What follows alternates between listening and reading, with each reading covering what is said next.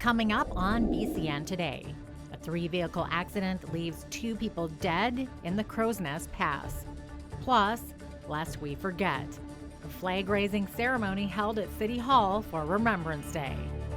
And horror in Mexico as 9 Americans, including 6 children, dead as they're ambushed by the Mexican drug cartel. Your Canada. Your Southern Alberta. Your stories. From our studios in the heart of Lethbridge, it's BCN Today with Jeanette Roche. Hello and thank you for joining us. A deadly collision in the Crow's Nest Pass has claimed 2 lives. Police say a car and an SUV collided head-on along the highway. After the initial collision, a semi-tractor then hit the car. A 34-year-old Leduc man, who was the lone occupant of the car, died at the scene. The 59-year-old male driver of the SUV was also killed. A woman who was a passenger in the SUV was transported to a Calgary hospital. Both occupants of the SUV were from Preston, BC. The driver of the semi was not injured. RCMP say foggy weather conditions played a role in the accident. Police believe alcohol was a factor in a deadly single-vehicle accident overnight in Calgary. They say a vehicle went off the road at an intersection along 16th Avenue and crashed into a fence. A man who had been a passenger died at the scene. There was no immediate word on injuries to the other 2 occupants. Several people had to be rescued from their balconies when a fire broke out overnight in a 4-story apartment block in Edmonton. 1 person suffered serious injuries and 2 others had smoke inhalation as a result of the West End emergency. Officials say the hallways filled with smoke, forcing occupants to crowd onto balconies to escape. Crews were on the scene in 6 minutes and contained the fire to a 2nd-floor suite. A Chinese ban has been lifted on Canadian pork and beef products.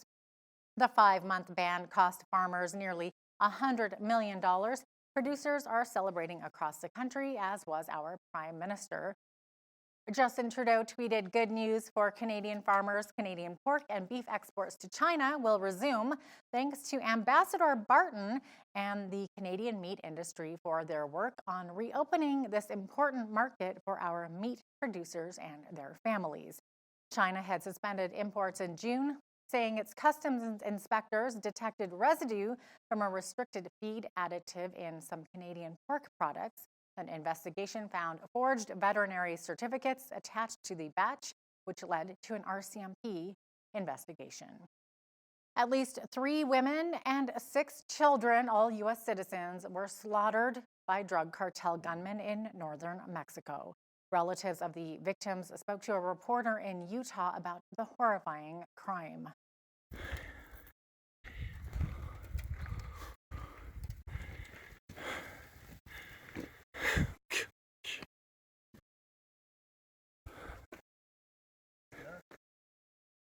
This is for the record. Nita and 4 of my grandchildren are burnt and shot up. We don't know if it was if they were targeted or if they were just caught in the crossfires of kind of a war over territory between 2 cartels. We don't really know a whole lot of the specifics, but we just know that so far that 9 are dead, 9 of our family members. I don't know if Christina, in her last moments of life,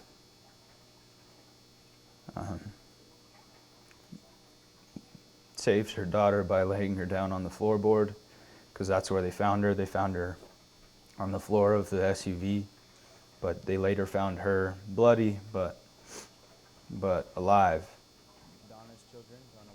When they initially thought that she was deceased. I don't know that any people were targeted, but it's a very dangerous area because there are drug cartels that are working along the border, and there are a number of American families that live in that area, and that's a great risk to many, many people, and particularly the idea that women and children are going to be brutally murdered. It's pretty unthinkable. Right on the road out of La Mora. Criminal investigators in northern Mexico say a suspect has been arrested and is under investigation. The 3 women and 6 children were slaughtered on Monday, while 8 other children survived. hid in bushes, and walked several kilometers for help. In a statement posted on Facebook, the Agency for Criminal Investigation for Sonora State said late last night that the suspect was found in the town of Agua Prieta, right at the border of Arizona. He was allegedly holding 2 hostages who were gagged and tied inside a vehicle. Well, this is the time of year when we wear poppies to remember those who paid the ultimate sacrifice to allow us to enjoy the freedoms we have today. More than 430 poppy boxes to remember our veterans have been set up at locations in Lethbridge, Coaldale, McGrath, Raymond, and Sterling. There was a poppy flag raising ceremony which took place at Lethbridge City Hall to mark the start of Remembrance Week, the 7 days leading up to Remembrance Day.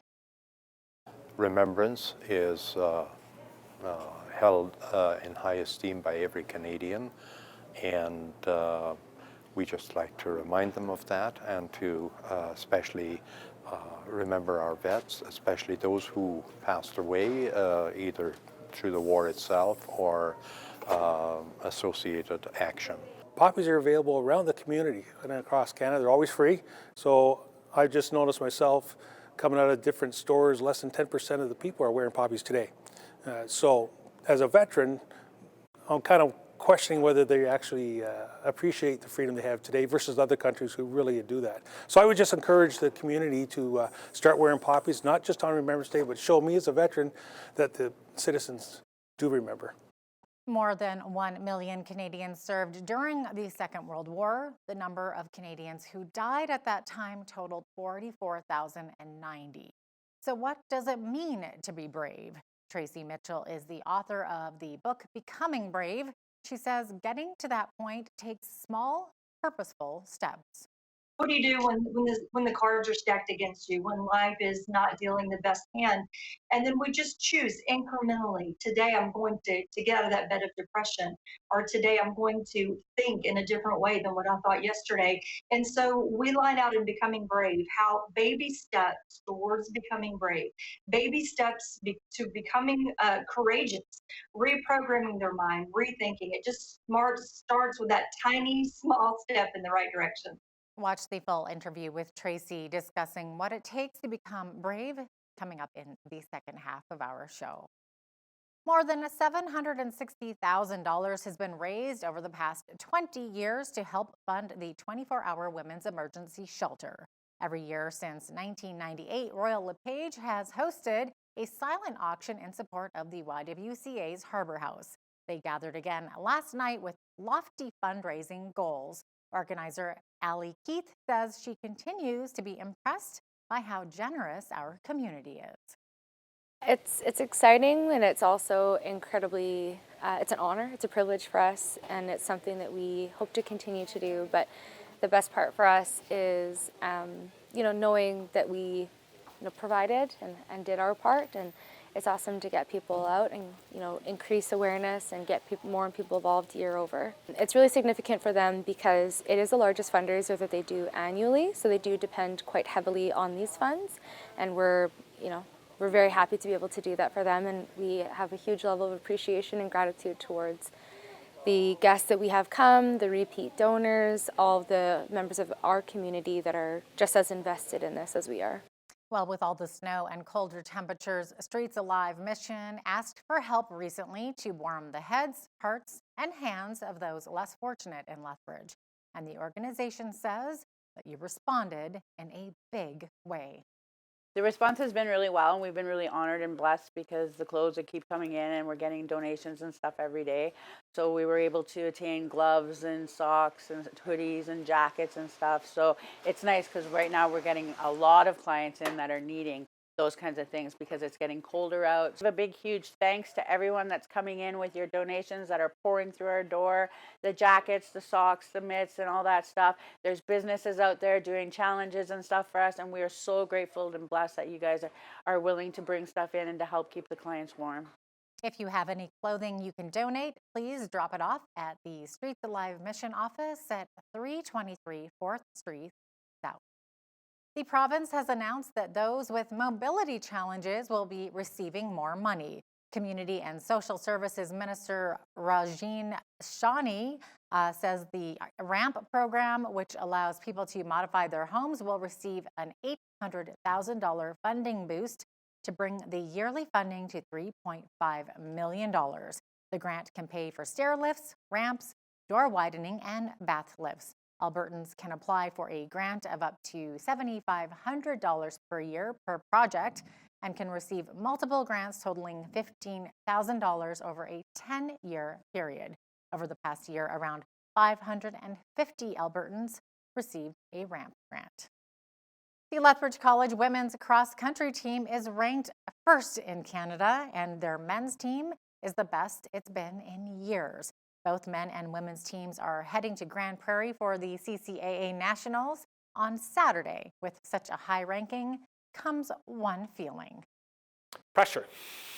Yeah, pressure and notoriety, so everyone knows who we are, and we have a big target on our back. We're not the underdog. We can't just come out of nowhere and shine on the day where it most matters. So I think that's the big thing, is pressure. I think so far, everyone's handled it really, really well. They know what's at stake, and the nice thing is everyone is focusing on just really the smaller things, right? The things that they're supposed to be, worrying about or focusing on.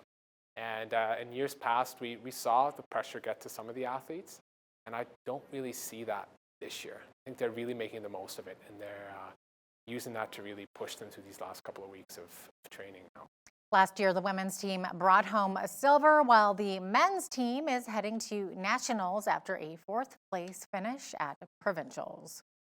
Now that we're back on standard time in Alberta, did you enjoy that extra hour of sleep?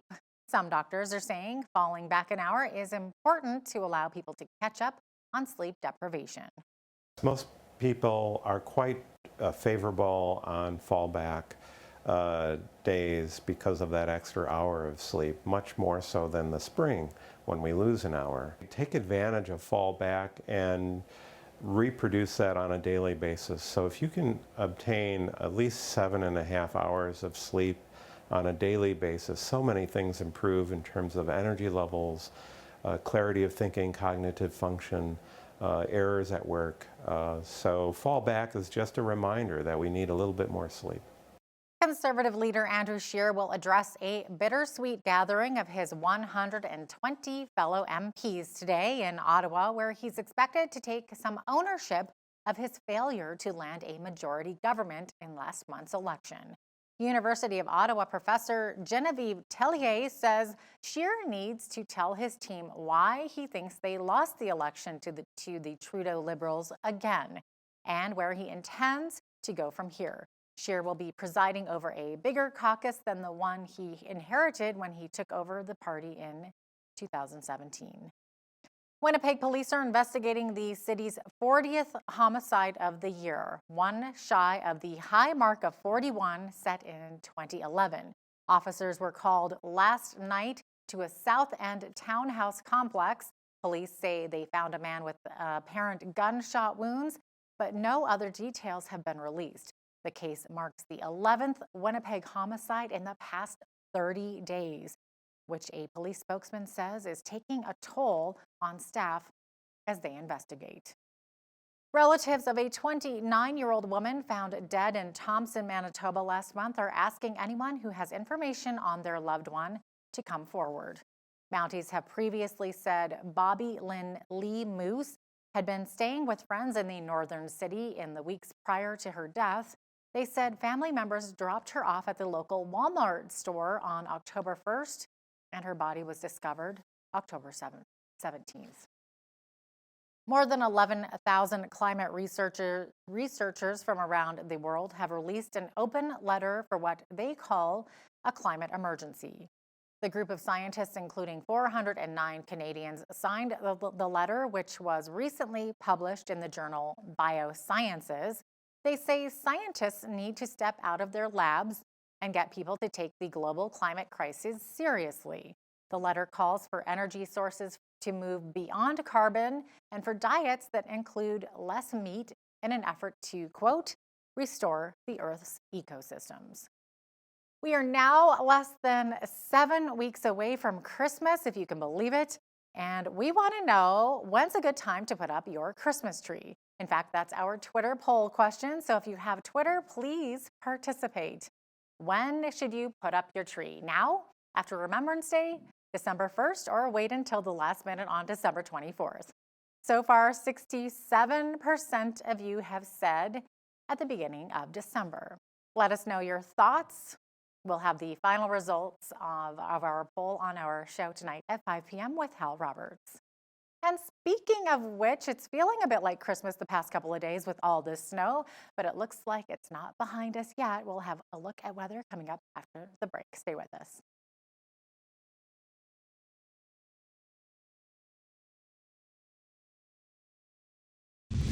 Welcome back. Here's a look at our weather highlights for Lethbridge today. Snow in the forecast. In fact, we have 30% chance to see more flurries today.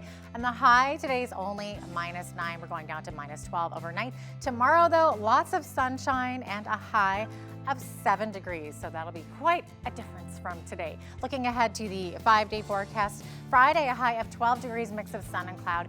Saturday and Sunday, we're going to have a chilly weekend with some snow, +2 on Saturday, going down to -9 on Sunday, rising up to -2 on Monday with lots of sunshine. And then finally, we'll see the plus temperature again next Tuesday as we rise to 7 degrees Celsius with a mix of sun and cloud. Highs and lows for this time of year, the average high around 7 degrees, the average low around -5. We're kind of hitting in that range right now. The high temperature on this day was in 1949. It was a balmy 23 degrees, and the low was a chilly -23 in 1945. The sun rose this morning just before 7:30 a.m. and will be setting at 5:02 p.m. For those of us that leave work at 5 p.m., unfortunately, we're going to have that sunset right in our face. On the West Coast, lots of sunshine in Victoria and Vancouver today, highs of 14 and 12 degrees in those cities. -6 only up in Edmonton, but lots of sunshine. We got a chance of snow, though, in Calgary with a high of -3. Over in Saskatoon, a high of -11, -11 in Regina, -10 in Saskatoon. Sunshine in both of those cities, a mix of sun and cloud with a chance of flurries. In Winnipeg today with a high of -5. Looking over to the east, we've got Toronto with a high of +5 degrees, a high of 4 degrees in Ottawa, mix of sun and cloud in both of those areas. The region of Montreal is going to be seeing a mix of snow and some slushy snow, slushy rain there. So kind of a mixed bag over there. Fredericton, we're going to be seeing a high of +6, mix of sun and cloud, and a chance of showers. We got showers also happening in Halifax with a high of 13 degrees, high of 10 up in Charlottetown, and showers over there. We're going to see rainy skies in St. John's today with a high of 11 degrees. That's your forecast. Here's a look at what's happening in your community. Here is your Bridge City News community calendar. On Monday, November 11th, Remembrance Day ceremonies will be taking place at Exhibition Park, beginning at 10 a.m., followed by a gathering at the Cenotaph at noon. Come in support of our brave veterans as we remember those who courageously fought for freedom. For details, visit lethbridgelegion.ca. The Downtown Lethbridge BRZ is looking for volunteers to help with the Downtown Holiday Market taking place Saturday, November 23rd. Volunteers will be assisting with setup and takedown, handing out popcorn and hot chocolate, and the best job of all, helping Santa Claus. For more information, email Tasha at tasha@downtownlethbridge.com. Come for a festive evening to Crossroads Counseling's Shine the Light Christmas Celebration and Fundraiser on Friday, December 6th, beginning at 6 p.m. at the Coast Lethbridge Hotel. Enjoy a full-course dinner, a silent auction, and live musical entertainment featuring the Freedom House Choir, Westside Choir, and the Evangelical Free Church Praise Choir. Tickets are $50 per person and can be purchased at the Crossroads Counseling Office. And that's your Bridge City News community calendar. Looking for a quick, inexpensive protector for your smartphone? Well, look no further than finding a rubber balloon and watching today's daily life hack. Check this out.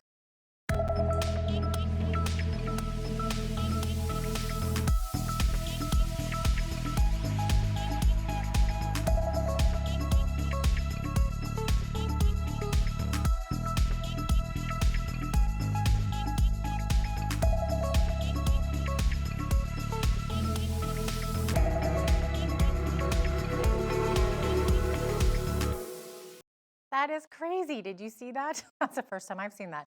I guess the best part is that you can change your protector often to different designs and colors without breaking the bank. And that's been your daily life hack. Well, if you have food and cuddles available, then we've got a friend for you. His name is Rizzo, and he's a 2-year-old domestic male cat. BCN got the chance to meet the little guy at Lethbridge Animal Services, and he's now available for adoption. Here is BCN's pet feature. Hello everyone, it's Officer Sherry here with Rizzo today.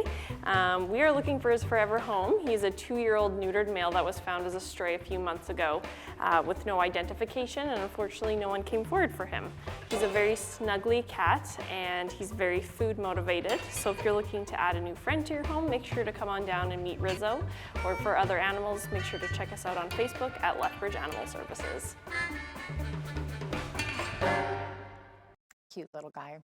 A man who was arrested and prosecuted for praying outside a London abortion clinic has seen the charges against him dropped by the Crown prosecution, mainly because of support from the Christian Legal Center.